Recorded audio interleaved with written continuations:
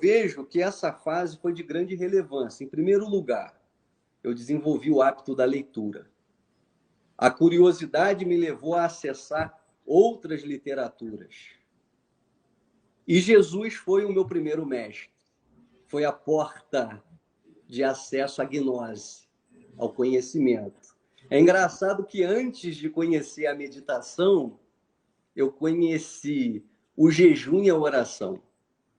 Então, à medida que eu fui me aprofundando, buscando ter as experiências que eu via na Bíblia, dos profetas, dos apóstolos, isso foi me levando a um nível de espiritualidade, é claro que pervadido de fanatismo inicialmente, mas há tempo para todo propósito debaixo dos céus.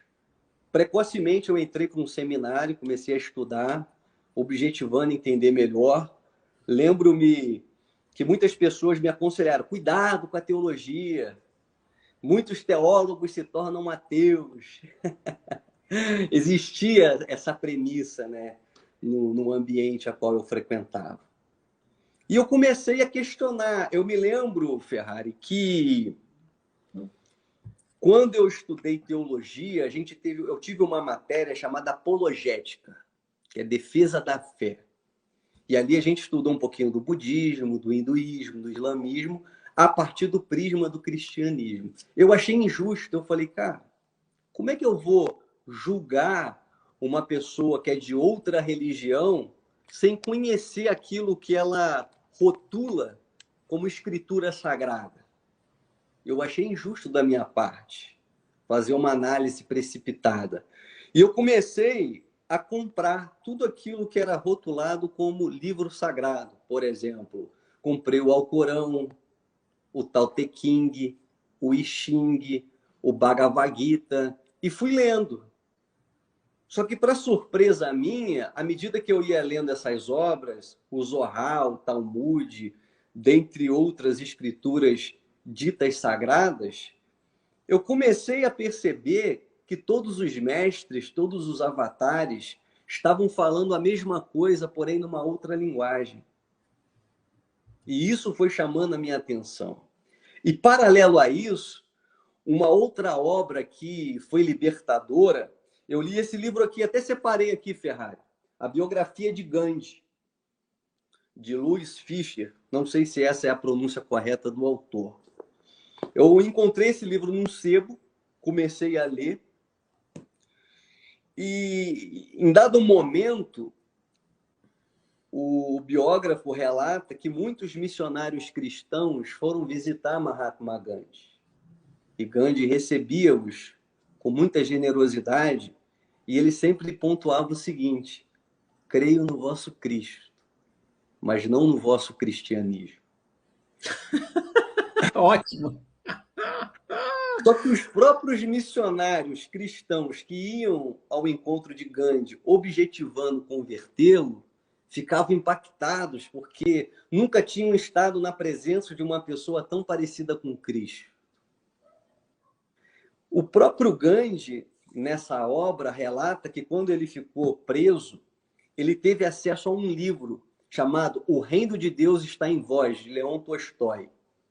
E eu fiquei na curiosidade de ler esse livro. Eu falei, cara... E o Gandhi falava que esse livro tinha influenciado ele e tal. E eu fui e encontrei esse livro em PDF, imprimi essa obra e comecei a ler. E Tolstói, ele faz uma crítica muito grande ao cristianismo, falando dos dogmas, das doutrinas, de todo esse fenômeno político, religioso, hierárquico, e ele aponta para esse caminho subversivo, que é o reino de Deus que está dentro de vós. Então, essas duas obras, né, a do Gandhi e a primeira obra filosófica que eu tive acesso foi o livro de Leon Tolstói, O Reino de Deus Está Dentro de Vós. E dentro desse contexto, eu li também um livro do Leonardo Boff, teólogo católico, Eclesiogênese, a reinvenção da igreja. Ele falava também sobre um outro estilo de cristianismo, de uma reforma. Dentro desse contexto, parece que o universo vai conspirando, né, Ferrari? À medida que a gente vai caminhando, outros conhecimentos vão aparecendo.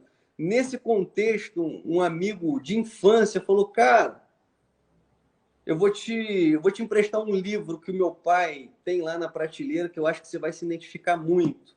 Ele me emprestou o livro Mais que um Sonho, do pastor Caio Fábio, que na época também foi muito interessante, contribuiu significativamente, porque eu estava dogmatizado inicialmente. Eu comecei esse processo de se libertar de um sistema religioso. O Osho tem uma frase que eu acho muito relevante, ele diz o seguinte: o fruto, quando está maduro, ele cai da árvore. Então, além do Leon Tolstói, do Leonardo Boff e do Caio Fábio, tardiamente eu conheci Humberto Holden, que, no meu ponto de vista, no âmbito da cristandade, foi a pessoa que mais me influenciou. Então, a partir dessas informações e da minha percepção sobre a vida, que eu decidi, se eu não me engano, com 22 anos, eu não me lembro especificamente, com 16 eu entrei para o âmbito da cristandade, com 21 para 22 eu estava rompendo os vínculos. Só que não dá para, numa live, né, numa entrevista, a gente falar pormenorizadamente, mas eu quase me tornei pastor, eu pregava em diversas denominações.